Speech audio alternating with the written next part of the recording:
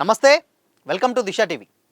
గత 2-3 రోజుల నుంచి మీడియాలో మంచు ఫ్యామిలీలో ఉన్నటువంటి అంటే గొడవలు అయితే జరుగుతూ ఉన్నాయి. ఆ గొడవలు కూడా తెలుసు, అంటే ఇద్దరి మధ్య, అటు మంచు మనోజ్ మధ్య, ఇటు మోహన్ బాబు, ఇద్దరు తండ్రి కొడుకుల మధ్య ఆస్తి తగాదాల గురించి కానీ వేరే ఇతర బిజినెస్ల గురించి అయితే పెద్ద ఎత్తున గొడవలు అయితే జరుగుతున్నాయి. ఇదే తరుణంలో అంటే గతంలో ఏంటంటే ఎప్పటి నుంచో ఈ గొడవలు జరుగుతున్న రీసెంట్గా ఒక డిసెంబర్ 8, 9 ఆ డేట్లలో మంచు మనోజ్ మీద దాడి అయితే జరగడం జరిగింది. ఆ దాడి జరిగిన తర్వాత మంచు మనోజ్ హాస్పిటల్కి వెళ్ళాడు. అక్కడి నుంచి ఈ ఇష్యూ పెద్ద ఇష్యూగా మారి మీడియా మొత్తం అక్కడ కవరేజ్ అయితే చేయడం జరుగుతుంది. అయితే అందులో భాగంగానే నిన్న నైట్ జల్పల్లిలో ఉన్నటువంటి మోహన్ బాబు నివాసం వద్దకు వెళ్ళినటువంటి మీడియా మిత్రులపై అందరూ అంటే ఏంటంటే దాదాపు అక్కడ ఉన్నటువంటి బౌన్సర్లు కానీ అత్యంత పాశవికంగా మోహన్ బాబు దాడి చేయడం అయితే జరిగింది. అంటే మీడియాని దాదాపు ఏంటంటే ఒక 2 డేస్ నుంచి వాళ్ళు కవర్ చేస్తున్నటువంటి తరుణంలో మనోజ్ అక్కడ తన కూతురుంది, నా కూతురుని ఇవ్వండి, నేను తీసుకెళ్ళిపోతామన్న దృశ్యాలు ఇప్పటికే సోషల్ మీడియాలో కానీ అటు మీడియాలో కానీ చాలామంది చూశారు.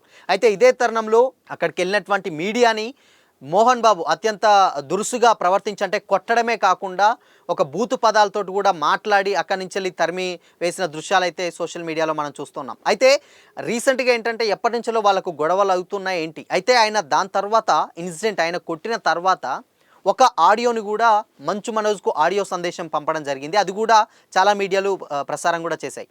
అయితే దీంట్లో భాగంగానే అయితే ఆయన యాజ్ ఎ తండ్రిగా మాట్లాడాడు. అంటే తన తండ్రిగా ఏంటంటే తన కొడుకు సరే పక్క మార్గంలో పోతున్నాడా, ఎలా పోతున్నాడా అనేది అలా వ్యక్తిగతం.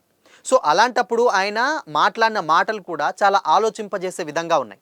అలాంటప్పుడు చాలామందికి ఏంటంటే ఆడియో విన్నాక కూడా ఇద్దరు సైడ్ అంటే ఏంటంటే ఏకపక్షంగా కాకుండా అటు అంతవరకు చాలామంది ఏంటంటే మంచు మనోజ్ అంత మునుపు గతంలో ఆయన రిలీజ్ చేసినటువంటి లెటర్లో ఇక్కడ ఉన్నటువంటి యూనివర్సిటీలో మొత్తం అవకతవకలు జరుగుతున్నాయని చెప్పేసి ఆయన చెప్పడం జరిగింది. అయితే చాలామంది కూడా అది అనుకున్నారు, నిజమే కావచ్చు అనుకున్నారు, అది వేరే విషయం.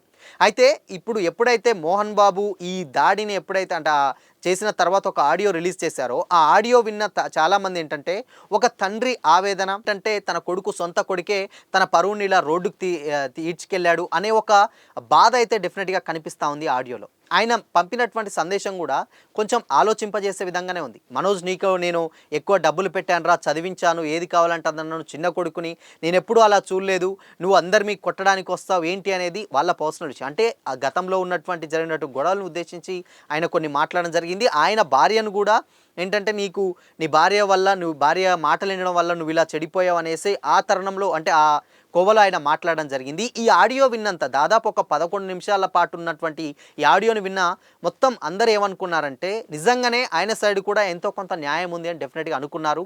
సో ఒక తండ్రిగా ఏంటంటే ఆయన ఇంటికి పెద్ద దిక్కుగా తన అంటే ఇన్నాళ్ళు కష్టపడి నిర్మించుకున్నటువంటి సామ్రాజ్యాన్ని ఈరోజు బజార్కి ఎక్కించాడు అని చెప్పేసి కొంతమంది కూడా ఆయనకు పాజిటివ్గా రియాక్టివ్ కూడా అయ్యారు. అంటే కామెంట్స్లలో రూపంలో కానీ లేకపోతే మాటల రూపం కానీ పాజిటివ్గా కూడా రియాక్ట్ అయ్యారు. అయితే ఈయన ఎప్పుడైతే అంటే అప్పటి వరకు ఒక కోవలో చూశారు, అంటే మనోజ్ కానీ ఇక్కడ మోహన్ బాబు మధ్య జరుగుతున్నటువంటి ఇష్యూస్ని సరే వాళ్ళ ఫ్యామిలీలు జరుగుతున్నాయి అనుకున్న తరుణంలో ఆయన కొన్ని ఆడియో విడుదల చేసిన తరుణంలో కూడా చాలామందికి ఓకే ఒక పాజిటివ్ ఇంప్రెషన్ వచ్చింది. డెఫినెట్గా ఇద్దరు సైడ్లు ఏదో మిస్టేక్సే ఉంటాయి, ఫ్యామిలీ అన్నాక ఉంటాయి అనుకున్నారు. బట్ దాని తర్వాత ఈయన ఎప్పుడైతే మంచు మోహన్ బాబు మీడియా మీద దాడి చేశాడో ఇది మొత్తం డైవర్షన్ అయిపోయింది. అంటే ఏంటంటే ఆయనకు సపోర్ట్ అని కాదు, ఏం కాదు, అక్కడ దాడి చేయాల్సిన అవసరం ఏంటి అంటే ఇప్పుడు ఈ దాడి చేయడం వల్ల ఏమైందంటే అక్కడ డెఫినెట్గా అంటే ఆయనకు కొంతమంది ఏం చేస్తున్నారు, లేదు డెఫినెట్గా ఇట్స్ తప్పు ఉండడం వల్లనే అసలు కనీసం కవరేజ్కి వెళ్ళిన వాళ్ళ మీద అత్యంత పాశవికంగా దాడి చేయడం ఏంటి, దుర్భాషలు ఆడడం ఏంటి అని కూడా పెద్ద ఎత్తున జర్నలిస్ట్ సంఘాలు కూడా దుమ్మెత్తిపోస్తున్నాయనే చెప్పాలి. అయితే ఈరోజు 11 గంటలకు ఏంటంటే ఇక్కడ హైదరాబాద్లో ఉన్నటువంటి ఫిలిం ఛాంబర్లో కానీ లేకపోతే జిల్లాలలో మొత్తం 2 తెలంగాణ అటు ఆంధ్రప్రదేశ్ రాష్ట్రాలలో ఇటు ఉన్నటువంటి జర్నలిస్ట్ సంఘాలు అందరూ పెద్ద ఎత్తున ధర్నాలకు రాస్తారోకోలకు దిగి మోహన్ బాబు తప్పకుండా క్షమించమని అడగాలి, క్షమాపణ చెప్పాలి అని చెప్పేసి జర్నలిస్ట్ సంఘాలందరూ కూడా డిమాండ్ చేస్తూ ఉన్నాయి ఇప్పుడు. అయితే ఆయన రీసెంట్ టైంలో అంటే ఆ గొడవ జరిగిన తర్వాత ఆయనకు అస్వస్థకు గురై ఆయన ఒక ప్రైవేట్ హాస్పిటల్లో గచ్చిబౌలిలో ట్రీట్మెంట్ అయితే తీసుకోవడం జరుగుతుంది.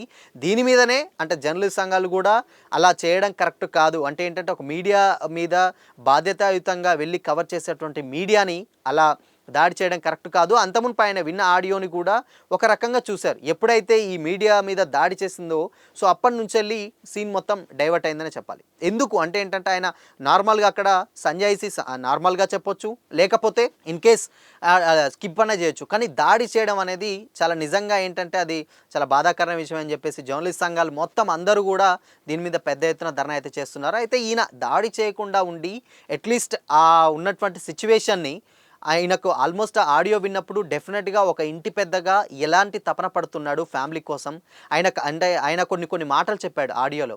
చెన్నైలో కొన్ని పూటలు పస్తులుండి అంటే నిద్ర లేక, తిండి లేక కొన్ని రోజులు గడిపి నేను ఇలాంటి మీకు లైఫ్ ఇచ్చానురా అని కూడా కొన్ని సందర్భాలు ఆయన చెప్పిన సందర్భాలున్నాయి. అది కూడా డెఫినెట్‌గా వాస్తవం. ఏంటంటే మోహన్ బాబు గారు ఆయన ఏంటంటే ఆయన చాలా కష్టపడి వచ్చేటువంటి వ్యక్తి. నేను ఎవరిని మోసం చేయలేదు. మహా అయితే కొడతాడు, కోపిస్ట్ అన్నారు గానీ నన్నెవడు మోసం చేయలేదు. నేను ఎవడి సొమ్ము తినలేదు అనే రేంజ్‌లో అయితే చెప్పారు. అయితే ఆయనని ఇంత గుట్టుగా ఉన్నటువంటి దీన్ని మొత్తం బజార్‌కి ఎక్కించావురా అని చెప్పేసి కొన్ని మాటలు కూడా ఆలోచింపజేసే విధంగానే ఉన్నా కానీ ఇటు మీడియా మీద దాడి చేయడం అనేది నిజంగా అది ఏంటంటే చూసే వాళ్ళకు కూడా డెఫినెట్‌గా అదొక తప్పుగానే భావించి ఆయన డెఫినెట్‌గా క్షమాపణ చెప్పాలి. మోహన్ బాబు వచ్చి బహిర్గతంగా మీడియాకు దాడి చేసినందుకు క్షమాపణ చెప్పాలని చెప్పి జర్నలిస్ట్ సంఘాలు కూడా మొత్తం ఇక్కడ ఏంటంటే ఇటు జిల్లాలలో అటు 2 తెలుగు రాష్ట్రాల్లో కూడా క్షమాపణ చెప్పాలని చెప్పేసి ధర్నాలు అయితే నిర్వహించడం జరుగుతుంది. అయితే ఈ తరుణంలో ఆయన పరిస్థితి ఆరోగ్య పరిస్థితి ఎలా ఉంది?